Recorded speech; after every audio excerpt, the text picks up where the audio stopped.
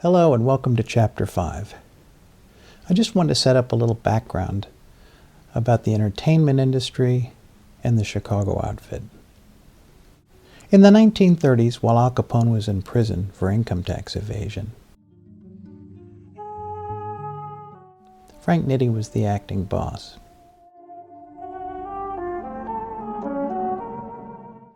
Nitti sent Willie Byoff to California as the enforcer for the mob-control union leader George Brown, who later became president of the International Alliance of Theatrical Stage Employees, IATSE. Byoff, aided by Handsome Johnny Roselli, who began his career in California working with the Los Angeles mobster Jack Dragna, who would become collector for the syndicate-controlled unions in Hollywood, extorting millions of dollars from the major motion picture studios.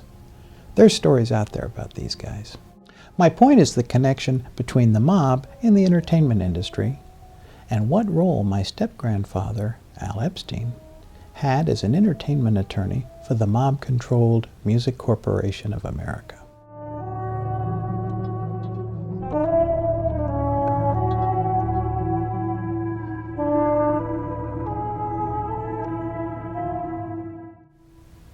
I'll add more pieces to this puzzle in future chapters.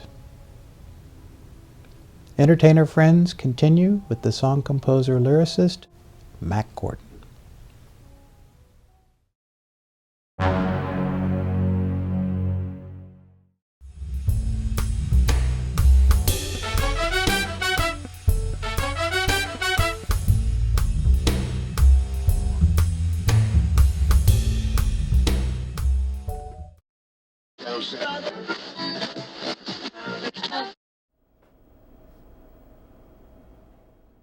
Mack Gordon, born Morris Gidler on June 21, 1904, was born in Warsaw, Poland, and moved to New York City as a child.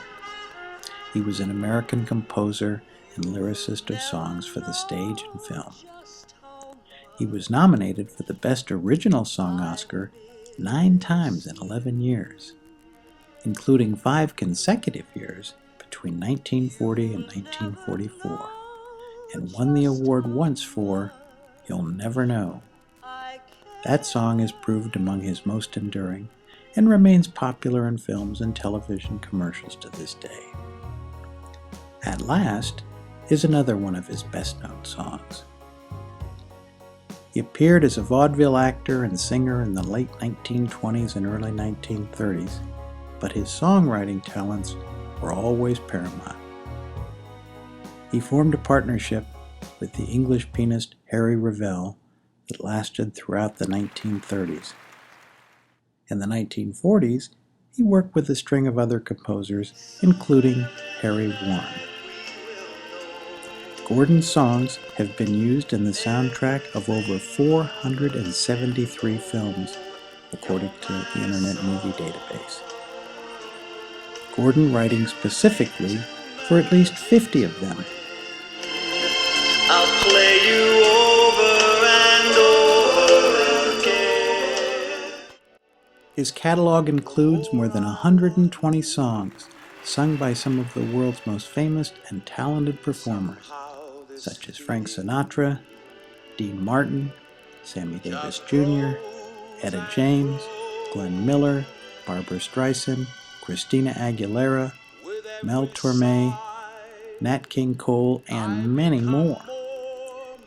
His close friendship with many of his artists, such as Frank Sinatra and the Rat Pack, and his ability to write lyrics that were timeless, allowed him to become one of the most famous members of the world of music and a legendary lyricist. Thus, there is perhaps no surprise that his exhibit in the Songwriters Hall of Fame says he is arguably one of the most successful lyricists to write for the screen. Mack Gordon was married twice.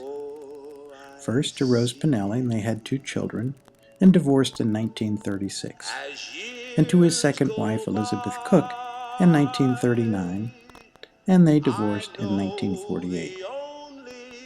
Mack Gordon died on March 1st, 1959, in New York City, and he was entombed in the Corridor of Immortality at the Home of Peace Cemetery in East Los Angeles, California, in 1959.